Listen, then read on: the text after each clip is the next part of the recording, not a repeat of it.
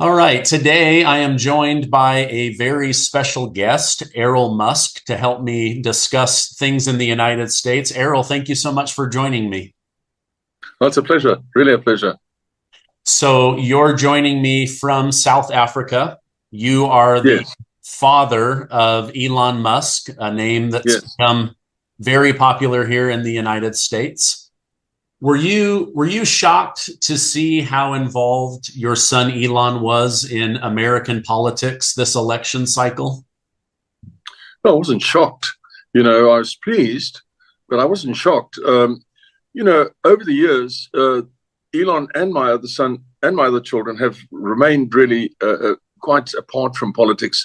The only thing they've ever done is coming from South Africa, having been a sort of an apartheid state, is to try and when they got in America, that's all of them, that's the girls and the boys, have had to try and, be sort of as flaming liberal as possible to not draw any criticism, and to try and show that they are not, products of some weird community or something like that. So that's the only thing they ever did. And sometimes it pushed them to tears, especially my daughters, because they felt they were being unfairly judged. And my answer to the girls was just ask them where the American Indians are, and then they won't ask you anymore or give you any trouble anymore. But no, in about 2021, Biden invited the electric car manufacturers of America, so-called, to the White House to a 4 or 5 day discussion, and didn't invite Tesla. And Biden introduced GM is the leading electric car manufacturer in the United States. And GM had only made 26 cars that year. They hadn't sold any. And Elon had made about 1 million cars and sold them all. So Elon couldn't understand this, and he was very puzzled by it. It was a real shock to him. And following that December 21, in January 22, he started looking around and asking questions, and he was suddenly inundated, you might say, by things that were said on Twitter about him being, bad, and how he's this and how he's that, and he's no good, and he couldn't understand it. And then people explained to him that Twitter is actually a kind of propaganda arm of the American government, and they are doing this on purpose to you. And he said, well, if that's the case, he's going to buy Twitter. And he said about buying Twitter, and as you know, they made it very, very difficult for him. And Twitter was worth probably $7 billion, which is an enormous amount, but it wasn't worth more than that. And they were bleeding money at about $1 billion a year. And they forced him to pay $44 billion for it. In the end, he said, I'm still buying it, and I'm going to change it into a normal platform where it allows people to express their opinions, and it allows people to have opinions contradicted. And so he did that.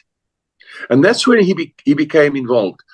After that, he sort of slowly became more and more involved, and until eventually, with the new election and also the kind of things that were happening in America under this previous administration, pushed him to come to the conclusion that, the things that Trump and his people were saying were correct. And so he moved that way. And the thing is that 7 or 8 years ago, I've told people, he came here when I turned 70, he brought 20 odd people and 20 odd children to Cape Town to a birthday party for me. And they were all Americans from the Hollywood scene and well-known people. And during this lunch, John Favreau, one of the people there, said to me, so you support Trump? This was in 2016, I beg your pardon. And I said, yes, I support Trump. The reason I supported Trump, he was doing the same kind of work that I always did. He's a property developer, and I was a property developer. And so he'd been in that business since the 70s, and so had I. So he always seemed like somebody really out of our league, someone extraordinary. And so I admired him. And so when he stood for president, I thought, well, that's really good. Anyway, they laughed, vociferously at my supporting Trump, the whole crowd, and embarrassed my sons embarrassed me and, asked me why, and suggested I was quite stupid to make such to do that. And, afterwards my sons were very unhappy, and they told me I embarrassed them and so forth, and extremely mad with me, you might say. But anyway, that's then, and today it's the other way around. Yeah, interesting. I remember covering that story about Biden basically pretending that Elon and Tesla didn't exist as the makers of electric cars, the fact that he gave away many of the patents so that GM and Ford and others could even compete. The first time Elon hit my radar was actually during the COVID lockdown. Of course, I knew who he was, but I didn't know really who he was. But when he decided to reopen against the norm, against the rules of COVID, because he wanted his business and employees to thrive in California, I thought, I like this guy. He's got a lot of courage.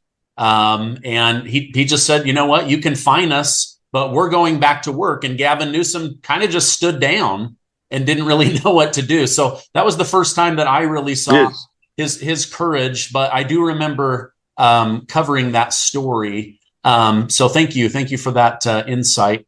What are your thoughts on Elon being asked to head up DOGE, the Department of Government Efficiency? Many say he's up to the task based on what he did with Twitter, but I wonder if he's up for the task based on what he did with Tesla. I mean, on Joe Rogan, he said so many times, you just don't understand how difficult and complex it is to build a manufacturing line. And yet he was able to do that. And as you said, sell millions of cars while GM was selling, dozens. What do you think? Is he going to be able to handle all of the pushback from collapsing the government and right-sizing it?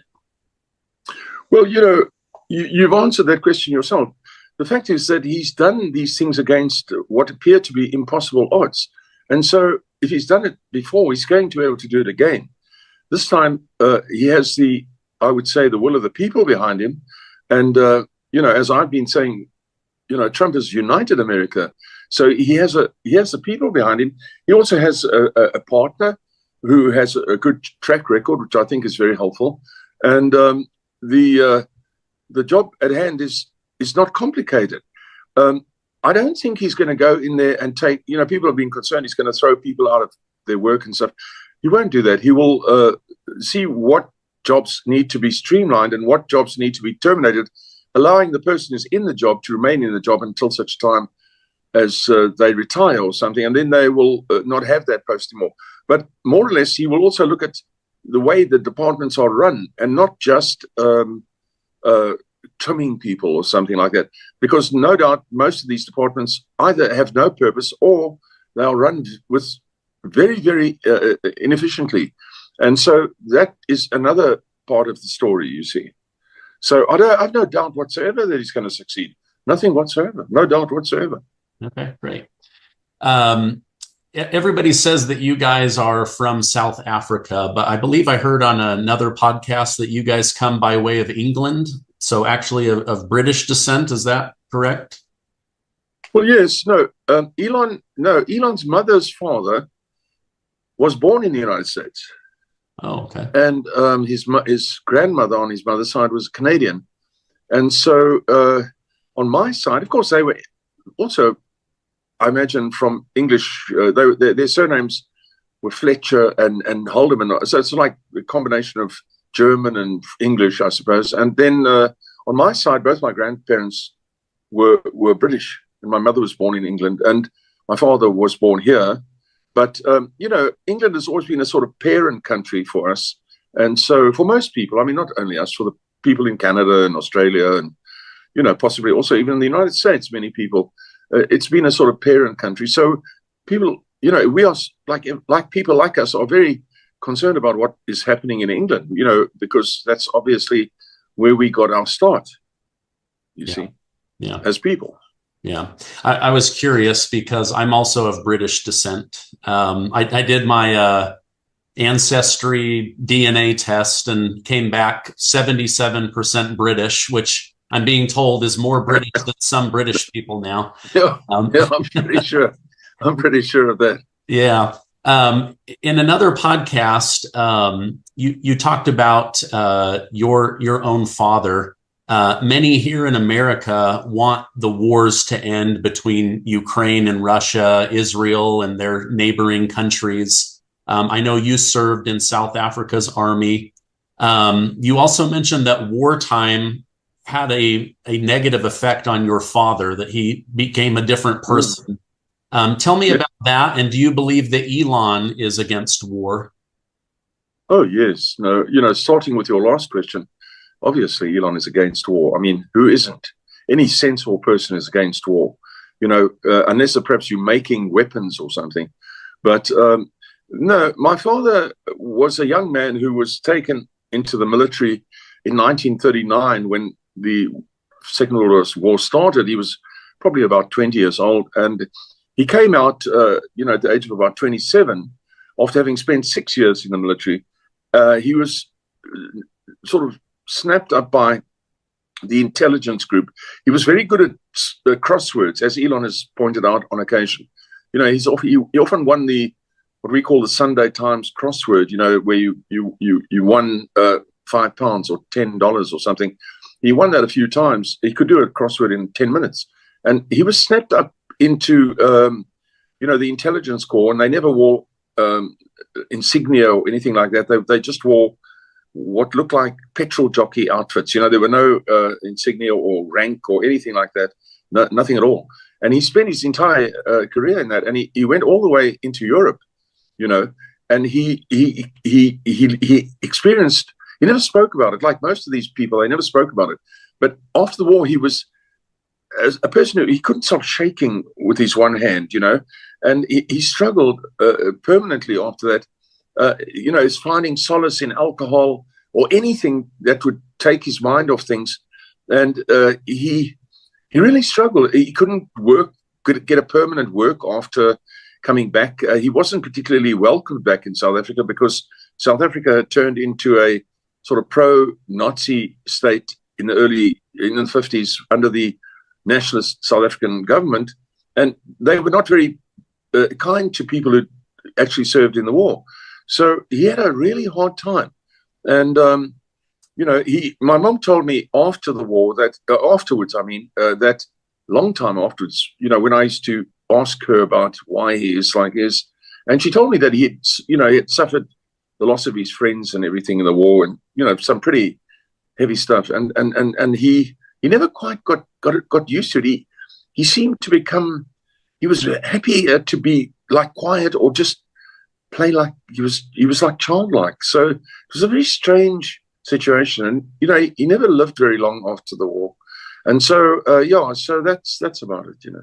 Okay, so I figured he was against the war, but he's not really come right out and talked about it. I mean, they tried to pull him in on using Starlink in Ukraine on his dime, make him pay for it, and then shame him for saying, well, hey, why isn't the government picking up the price on that? They seem to lean on him pretty heavily, but then, as you mentioned, the Biden administration doesn't want to give him any credit. Well, I have nothing I can say good about the Biden administration. If I sat here for an hour, I wouldn't be able to give you a single thing. So, no, I mean, as far as Starlink and Ukraine was concerned, he was approached to provide the Ukraine with Starlink in the first, I think, year or so of this event. And he gave them Starlink. But he said to them, this is what it's going to cost. And they promptly made use of him, but they never paid him. So he said, well, look, you've got to pay us. We have to pay for all this. We don't get it from anybody for free. We are paying for this. And they refused. And so he just cut Ukraine off, just like that, cut them off. And then there was a flurry of activity from the Pentagon and all sorts coming, flying to him, getting to him, pleading with him at meetings and saying, please. And he said, well, you owe us $400 million. And so they made I suppose, a pledge or solid pledge to pay the $400 million by June of that year, which they did. And then he put Ukraine back onto Starlink. It was simply a business decision, Yeah. Yeah. Well, I know he was, I read articles that he was concerned that they would use it to inflict, military attacks on Russia. He didn't want his product linked to death. Yes. He wanted it just linked to communication. Well, that was to do with the planned attack on the Russian fleet in Sebastopol. So he wasn't prepared to enable them in that respect. But he enabled them on the ground in Ukraine, as he did both Hamas and the Israelis in Israel, And I, in fact, received a request at that time when the war in Israel started, or whatever you call it, from Hamas. They contacted me to ask, please, that Elon should enable them with Starlink. And I forwarded their request to him, and I believe he gave it to them. The initial request was that they limit their Starlink use to humanitarian aid situations and things like that. But, it's all-round difficult. It's an all-round difficult thing. Yeah. Your son has been involved in so many things, trying to make solar roof panels, digging giant tunnels under metro cities, going to Mars, Tesla, SpaceX. Do any of those Starlink? Do any of those shock you? Are these things that he thought about or dreamed about as a child? No, they're all the things I'd say I dreamed about as a child. I certainly dreamed about all those things as a child, and all my buddies, we all spoke about those things, ad nauseum. I mean, it was part of the culture of the people group that we were, and and the boys grew up with me. They didn't really grow up they were not in the company of their mother when they were children. They were in my company, and I raised them, and we would obviously talk about this all the time, and talk about all these kind of things all the time. And so just a natural outflowing of what what we would have liked to have done. And then the natural outflowing is a result of the fact that he found himself with the means to do a lot of these things. So he had the money to do something that a lot of us would have done as well. So Neuralink, which is aimed at helping people who are crippled and, have lost some of their senses, to be able to regain those senses. That's the major task of Neuralink. And so, these are all things we ascribe to. We all ascribe to these things. And if one has the money and you still feel the energy, then you get stuck in with all those kind of things. He is sometimes prompted. So, for example, the tunnel thing, he saw that getting to work in LA, which I also experienced on the 405 and such like, so difficult. And he said, well, why don't we go underground? And then he said, let's try and do that. So he is sometimes prompted to do something. Going to Mars, for example, he finished, he sold PayPal and then found himself in a slight sort of not knowing what to do. And at the time, he saw that there was this Robert Zubrin's Mars Society. So he went and joined the Mars Society, and he was enthused by it. He found it terrific, so much so that within a month of joining it, he gave them $100,000 towards their things they were doing, because they were having people stay out in the desert and try and live without this and that, without that in the desert. They were trying to simulate Martian life and stuff. And that's what really spurred him on to say, I want to build a rocket now. And that's how that came about. And each of the projects have had a reason to start. When he was a student, when he was at Wharton, he worked for a company in San Jose on occasion, on a vacation, who were looking at trying to make a capacitor type battery for electric cars. And after he finished university and that, he found himself in San Francisco near the place that he had once worked for. And he went to look for those people. And then that's how I bumped into these couple of guys in a garage who had built a sort of new Tesla based on the sort of principles that Teslas now operate. And he immediately saw the potential in this and bought it. You know, these all steps that were logical as they happened, and so it will continue. You know, the step into Starlink was a big one. How that actually came about, I'm not sure, except that I know that in 2016 he said to me that he's going to have Starlink, and Starlink's going to, in his opinion, produce enough income for him to be able to afford to build these spaceships to go to Mars, you see. Interesting. And that's proving to be the case.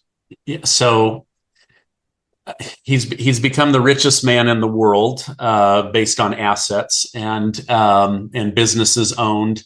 But you think all of those are to play a bigger game, not necessarily the enjoyment of being the richest man in the world? Oh, no. No. I think it wasn't me. I think it was Lord Astor said at the time, he said, if you have £1 million, it's the same as having £10 million. In other words, at the time, £1 million was a huge amount of money at the start of the 20th century. He said, if you have £1 million, it's the same as being wealthy. You know, in fact, that's his words. If you have £1 million in the start of the 20th century, it's the same as being wealthy, which is quite funny, really, if you understand, because, you know, and so it's true. I mean, there's only so much meat you can eat, only so much, you know, entertainment you can endure. There's only so much off time you can endure, and, you know, and so forth. There's only so many clothes you'd like to buy, and so on. Eventually, everything becomes dull, and you start looking for meaning in other ways, you know, to make meaning out of your life. So, yeah, no, it's just a natural. Of course, there are people who, and for good reason, who flog themselves for years, suddenly, you know, are able to reap the benefit of their work, and then who do go off and become surfers or deep sea divers or sailors or whatever it is that, you know, they fancy doing, and not continue trying to slay the dragon, so to speak. So a time will come when he will probably also find himself handing things over, you know. But at this time, he's luckily 50 is the new 40 and so on. So, you know, 40 is the new 30, so called. So he's still a young man and has time in the future to tackle a lot of new things. So we hope to have something on the surface of Mars within the next 2 years. Wow. Okay, so going back to that, then he wasn't standing out in the night in South Africa, seeing the red light of Mars, thinking, I will go there one day. It was after joining this society. Yes. No. We always had I used to be on the American Moonwatch team as a child. As a 12-year-old, 13-year-old, I was on the American Moonwatch. We used to lie on our backs and time the satellites going over, being paid $1 a night, which is a lot of money at the time when I was that age. And so, you know, it stayed with us, all that kind of thing stayed with me. And so as my children came along, you know, we always had a telescope, and we would, you know, set it on the planets, and I would set it on the moon and show them all these things when they were small, you know. And I remember us traveling to a very dark area in 1987, I think it was, so that we could all see Halley's Comet, you know, as it came over, and so forth. So we've always been doing that kind of thing and talking about that kind of thing. It's not like I think, like many others, there are many others like us. We're not alone, you know. I mean, many others have gone even further. I mean, people that were very interesting to us, for Elon especially, you know, like Isaac Asimov and Carl Sagan and, you know, Werner von Braun, Professor Oberth. These are all the kind of people that I knew about and Elon got to know about. And for all of us, it was only a question of what can we do? I mean, there's nothing you can do if you don't have the means. But it's fascinating to think that with the project on SpaceX, he managed to reap about $180 million out of the sale of PayPal, and he had things he had to settle and pay and so forth, and he put a lot of money into Tesla, and then along came, and then he started working on SpaceX, And finally, when they got to the point of launching, he launched a rocket and it completely failed. And then another one and it completely failed. And these were rockets intended to go into orbit. And then the third one nearly went into orbit. And then I contacted him and said, they didn't put baffles in the fuel tank. That's all. Launch another one. And they launched the fourth one and it went into orbit. And it was 5 seconds of arc from true, where they wanted it to be. And it was a miracle. And but to do that, he threw into that his last, you could say, 100 million rands. He was going to be penniless after that. And so it takes a certain kind of mind to view that as more important than having retirement money, if you know what I mean. And I think my friends, myself, we were all those kind of people. We were highly, I wouldn't call it intellectual, but highly intelligent boys, looking at all the possibilities that the post-war period presented to us, you know, atomic bombs, satellites, and so forth, you know. I mean, if you ask people from my generation what they remember very well, I mean, you remember very well Sputnik. I mean, I remember Sputnik. It went up when I was 11 or 12. And, you know, I mean, everybody was like, what? This is unreal. You know, up until that time, everything, you know, sort of like when you came to the edge of a country and you reached the ocean, well, that's the end of the country. And in terms of the world, you know, the world was on the ground. It wasn't up there. But after that, we all started thinking about this, you know. And so it's led itself to where we are now. Thankfully, SpaceX succeeded. SpaceX is now really the only viable rocket space launch facility in the world. The Russians have the ability but their rockets are of 1960s origin, and SpaceX has moved forward enormously compared to them.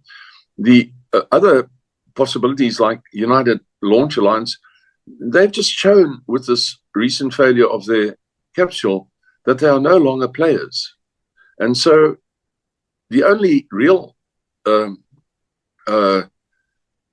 organization that the world can look to is SpaceX. And in that respect, SpaceX is worth, I would say SpaceX is worth $1 trillion. Yeah. Well, I mean, you know, you're onto something when NASA is coming to you for advice and for you to get payloads into space. And, yes. and you know, we've been paying Russia and China to hitchhike to space. Oh, we've got astronauts stuck in outer space. Could you figure out a way to bring them back home? I mean, he's in a really unique position based off of his mind.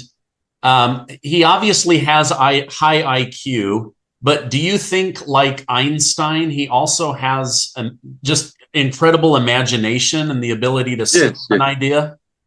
Yeah, incredible imagination, that's for sure. You know, I think Einstein said, if you want to know how I got, I've read Einstein's biographies and so on.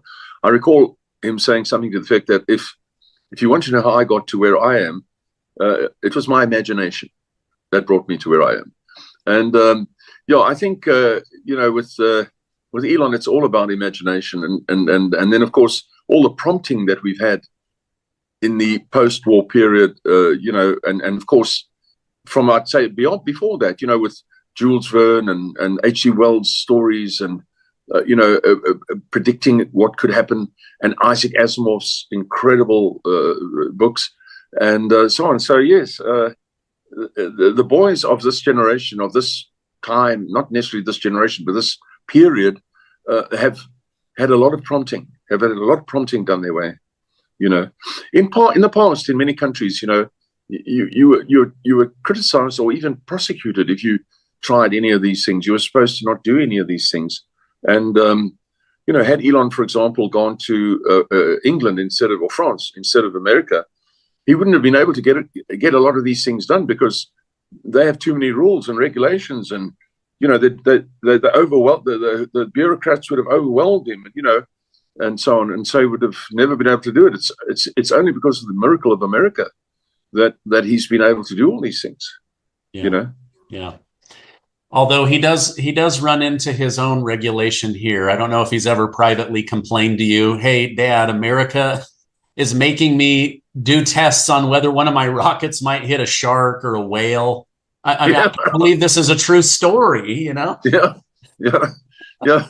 No, I mean, people ask me, is he now going to get benefits from Trump? Well, that's the last thing Elon wants. People come to Elon for things. He doesn't go to people for things at this point in time. He's the go-to person. He's not someone who goes to people. And, these heads of state all go to him, please build your next gigafactory here, and so on. But, they have made regulations for the Starship really hard. And, I mean, the most recent one was because when the Starship launches, and they've done this at all the rocket establishments from the beginning, everywhere. They have water tanks that flood the launch pad with water when the launch takes place. This is because the exhaust from the rocket melts concrete, melts granite, and obviously melts steel. So they throw thousands of gallons of water under the flame. And they do this from the reservoirs that they have adjacent to the launch site. And, and now recently he was fined 150,000 rands for dumping water onto the launch site by the Environmental Protection Agency on the grounds that he was damaging the environment. And he argues, but he says fresh water. He says it's not only fresh water, it's drinkable water that he's putting there. No, they fined him 150,000 rands, dollars rather. And, so you get an idea. Now with the new administration, hopefully antagonism will be a thing of the past and encouragement will be a thing of the future, Yeah. Interesting. I read online that several of your children have gone on to be very successful, done well financially. Do you think that is a product of maybe a family philosophy during their younger years of not giving up, thinking outside the box, standing up to authority?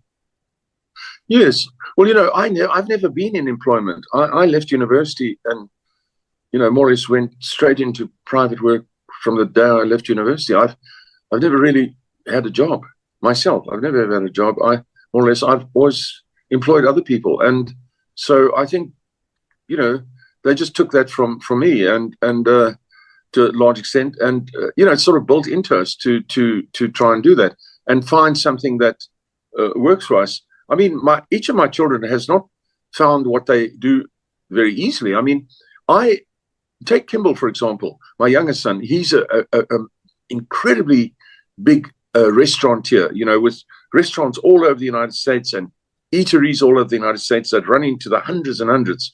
And he has farms that produce for him. And he works with whole foods, natural organic foods and all that sort of stuff, which he started ensuring that you can buy this if you go out. You don't have to have all these GM foods and so on. Anyway, when he was a small boy, he wasn't quite as quick on the draw as Elon. Elon, by the time he was, say, about 15, had already, sort of carved his thinking out. He was a very accomplished programmer at the age of 15, Elon. And he had his own PC that he taught himself to program on. I bought that for him at the age of 11. And Kimball, on the other hand, sort of tagged along behind Elon.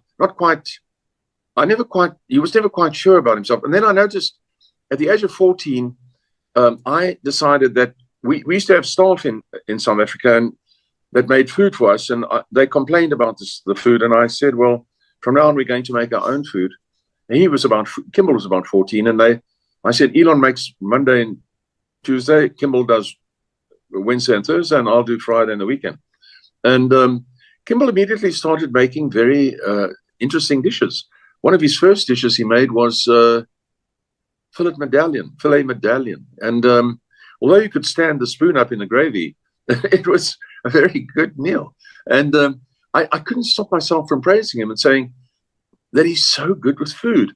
And I continue to do that through his career, as he grew up, how good he is with food. And from the early age, he wasn't really able to do much about getting into the food business. He joined Elon with the first business in Zip2, came out with a few $1 million, in fact. And from there, he went and enrolled himself in a cordon bleu chef course. And he, became a chef and then started his own first restaurant in about 2002, 2001, 2002. And today, they just opened their 90th restaurant in Austin, Texas. And these are real big restaurants, but then they have many hundreds of eateries as well, whole food eateries. And so you kind of steer your children into these things. So I sort of steered him into the food business, if you know what I mean. And then my daughter, Tosca, she has Passion Flicks, and they make full-length films. And she's made quite a couple of hundred full-length films. And you can see them like people subscribe to Netflix, you can subscribe to Passion Flicks. And she has studios and all that sort of stuff that you need for that in Atlanta. And that's where she makes all these films. And she puts a new one out every 6 weeks to 3 months. And to call it successful is you're mind blown when you go and see it. I just can't believe it. Seeing all these sets that she's got. And it happened that when she was very small, she loved going to the cinema, to the movies. And she would go to the movies at any time, twice a day if necessary, and if she could. And on occasion, I once took her to a movie, and there was this scene of a car being driven in a sort of race or something, and it was filmed from the top. So looking down, you saw these cars racing. But you look down, it appeared as though you were looking down from a few hundred feet. And so I said to her, she loved this movie. I forget what it was. And I said to her, how do you think they made that movie? And she said, how do you mean? I said, well, how do you think they filmed? It was a film. That film was taken of those cars.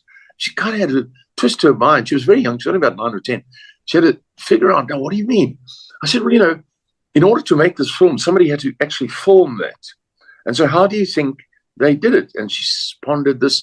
And finally, we settled on the idea that one of these big cranes that we could see around us in the city at that time had been used to hoist a cameraman up by his waistcoat or something around his waist or something, hoist him up far into the air with his camera, and with that he was able to film these cars. And this concept, this idea stayed with her for years. And she would come to me as time went by when she saw a film and she said, I know how they did that. I know how they did that. And so she went and studied filmmaking in Canada at UBC, and then she went on to work for Alliance Film, and then she went to Universal Studios, and then she started Passion Flicks. Very cool. Very cool. Yeah. So you steer them in if you can. Okay, that's good to know. I've got 3 kids that are basically in their teen years, and I, like many parents, wonder if I'm doing it right, and how do I help them? How do I help them find their passion or what they're good at or opportunity? And so I appreciate that insight. Final question. Do you think, obviously Elon sees Trump as a change agent, somebody that can do maybe the opposite of Biden. But I'm reading that, partially he wants to help America be great again. He sees Trump as the guy to do that. He also needs to set America and the landscape so that he can continue to accomplish his goal of getting to Mars. Do you think there's any truth to that?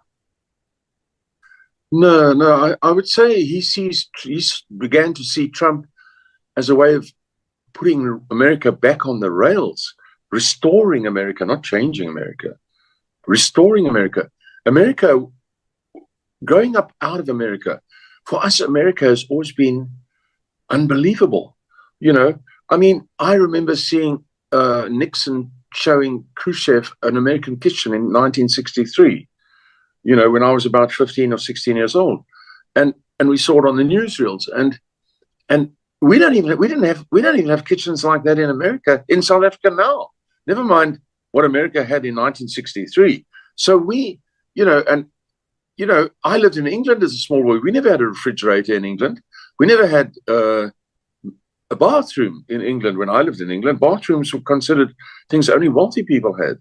Americans had 2 bathrooms in every house, and sort of thing. So the America has always been this beacon of light to us. And Elon would say right from the beginning, he'd keep on repeating to me, Dad, America's light years ahead of us. That's his expression, not mine.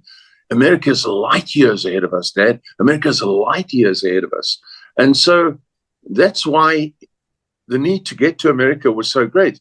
And for you people there, you may have many things that you don't feel too good about, or you don't feel too comfortable, or you don't think you've done as well, but as you should have, or something. But really, for the outside world, you want America to be what it was, and you don't want to change America into some, sort of a basket case because Biden and his crowd think it should be a basket case. No thanks. We want America to be what it's always been, the best. Everything's the best, and that's how Elon thinks. And from Trump, he expects that to happen. And I remember being at lunch at the UN once with the South African ambassador, and 2 American people, men who were in the government of America. And I remember the one man telling me that this was in 1978 or something, saying to me that only 25%, no more than 25% of Americans will work in government. We will never allow more than 25% of our working force to be government employed. And he was very proud of that. And, that's something that has, been lost. And the idea that these bureaucrats can just get together more and more of them and just tax the few people who remain producing things and, until the country's ashes. Forget it. That's not going to happen. It's not acceptable. So that's where Elon stands. You have to restore America to the free enterprise society that it always was. And without totally negating some of these new ideas need a little bit of, be given a little bit of room, but, not make the new ideas the only thing that matters, So Biden has been Biden. I don't believe he was elected.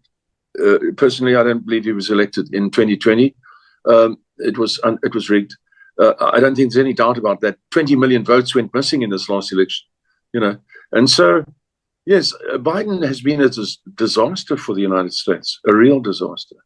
Yeah, I agree, which is why I've made 1,500 videos helping my American brothers and sisters see that. Yes, unfortunately, Americans, or fortunately, really, I should say, Americans are very forgiving people. They're probably the most forgiving people on earth. So they're always prepared to let's give him another chance. Maybe he's right. Let's give him another chance. That's Americanism. Let's not be like, let's not be the headmaster here. Let's give it another chance, But unfortunately, or fortunately, people saw the light. And they certainly saw the light in this last election. I mean, they really saw the light in this last election. And I don't think there's ever going to be an election like the last one. The next election is going to be more in this direction and more in this direction. It's never going to go back to that rot that started to come into play. Never going to go back. And what's more is that the people in Europe are now going to find their feet. England, France, they're going to find their feet. They're bullied nations, and they've been bullied into accepting things because they've always been under the heel of monarchs and things like that. They're inclined to not have the free spirit that America demonstrates. So they're frightened. But now, with what has happened in America, just as it did with the French Revolution, after the American Revolution came the French Revolution, because the French saw what was possible through the American Revolution. And then you had the French Revolution as a result. Liberty, freedom, equality.